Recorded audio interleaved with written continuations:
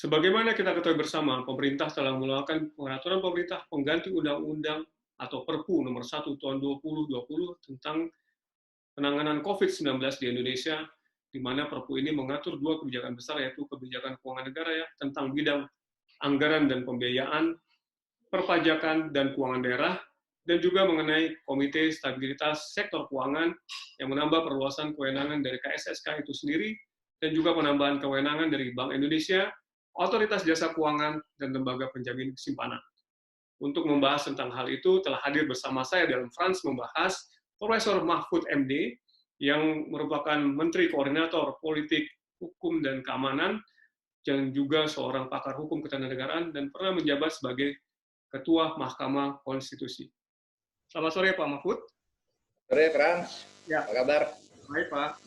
Jadi akan kita satu persatu mengenai apa saja yang menjadi concern dari masyarakat. Yang pertama, Pak, jadi sebagaimana kita ketahui Perpu itu berdasarkan peraturan dapat dikeluarkan pemerintah dalam keadaan yang genting dan memaksa. Nah, pertanyaannya, apa latar belakang yang membuat pemerintah merasa bahwa keadaan sekarang ini genting dan memaksa hingga mengeluarkan Perpu mengenai penanganan COVID-19 ini? Silakan, Pak. Keadaan genting dan memaksa itu sekarang begini, pemerintah harus melakukan tindakan-tindakan yang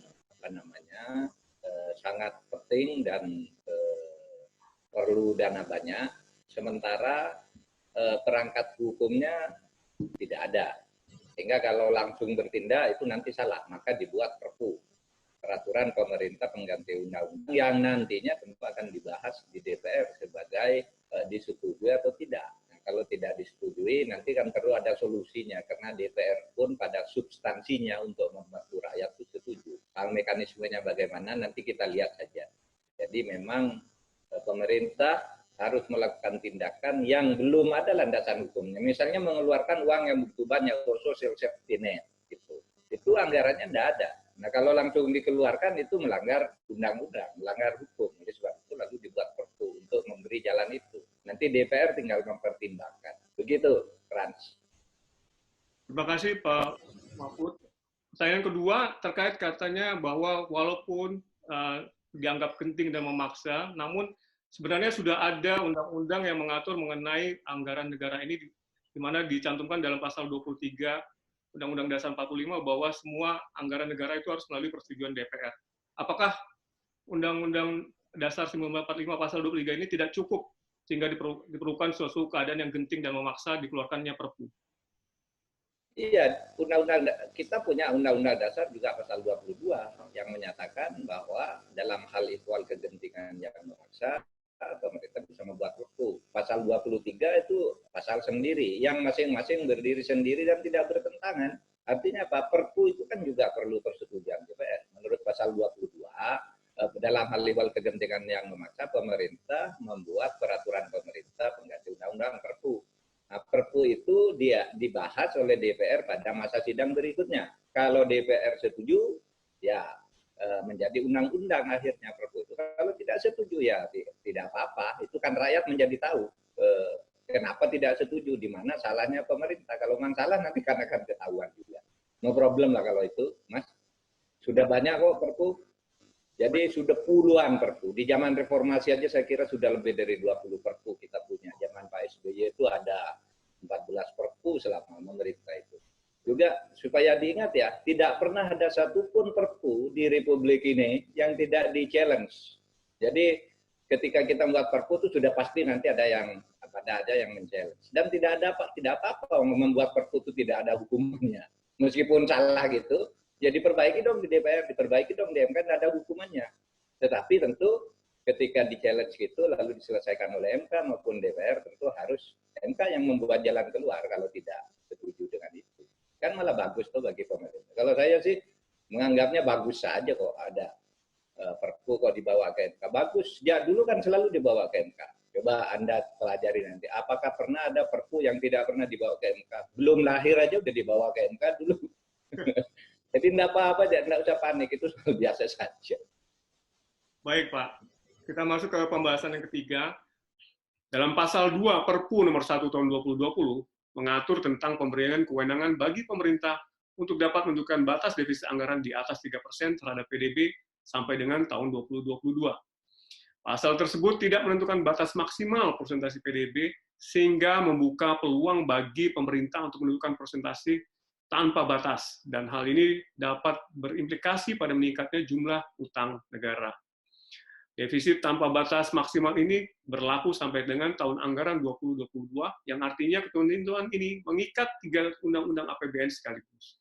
Nah, hal ini dianggap memberikan cek kosong bagi pemerintah untuk melakukan akrobat dalam penyusunan APBN setidaknya sampai 3 tahun ke depan.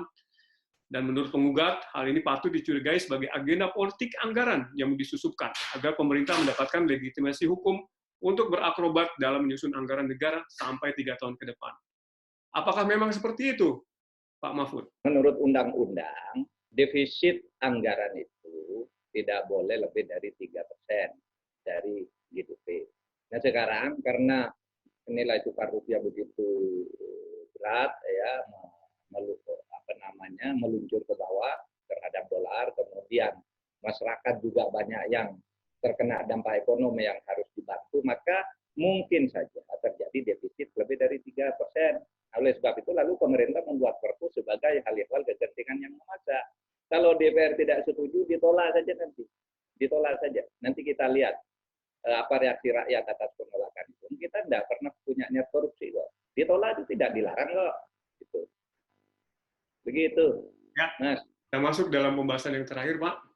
Ini terkait dengan pasal 27 Perpu, di mana disebutkan seolah-olah ada kekebalan hukum di situ.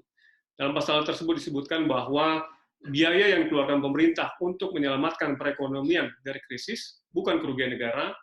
Pejabat pemerintah terkait pelaksanaan Perpu tidak dapat dituntut perdata ataupun pidana jika melaksanakan tugas berdasarkan itikat baik. Dan yang terakhir, segala keputusan berdasarkan Perpu bukan objek gugatan ke peradilan tata usaha negara.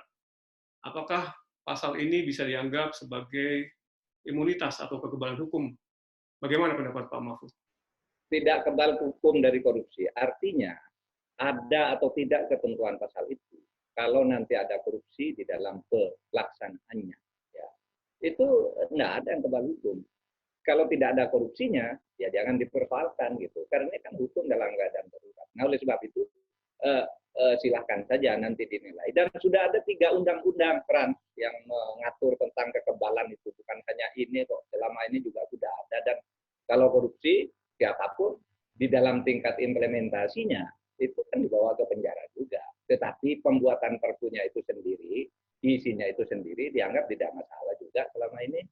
Undang-undang juga sudah mengatur begitu, kenapa baru ramai sekarang? Tapi itu bagus juga lah, biar rakyat tahu nanti.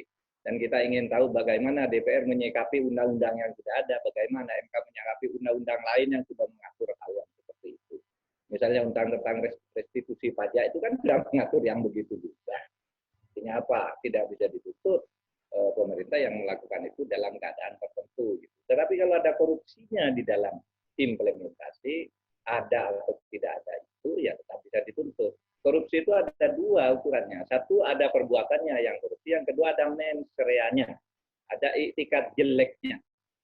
Nah, kalau mens reanya tidak ada itikat jelek, dia mengeluarkan sudah sesuai dengan Perpu. Tidak apa-apa gitu. Tapi beginilah, Perpu itu silakan digugat ke MK. Sudah ada 2 Perpu nih. Satu Perpu yang ditolak oleh DPR. Itu Perpu Jaringan Pengaman Sosial Keuangan. Itu tahun 2008. Tidak apa-apa, tidak ada sanksinya, ditolak ya ditolak aja. Tapi DPR-nya kan tahu sendiri kan akibatnya apa. Sudah itu. Yang kedua, sudah ada Perpu yang dibatalkan oleh MK, yaitu Perpu nomor 1 tahun 2014. Tidak apa-apa juga, silakan aja gitu. Malah bagus menurut saya. Saya ya, seorang yang berkecimpung dulu di DPR lama, di MK lama. Saya bergairah kalau ada orang menggugat itu, bukan takut gitu. Karena di situ jalan keluar bisa ditemukan bersama tanpa menyalahkan pemerintah. Itu aja, Frans. Iya, Pak. Sangat melegakan dan penjelasannya komplit sekali, lengkap. Terima kasih banyak, Pak Mahfud. Mudah-mudahan banyak yang tercerahkan dengan penjelasan dari Pak Mahfud. Makasih banyak ya Pak.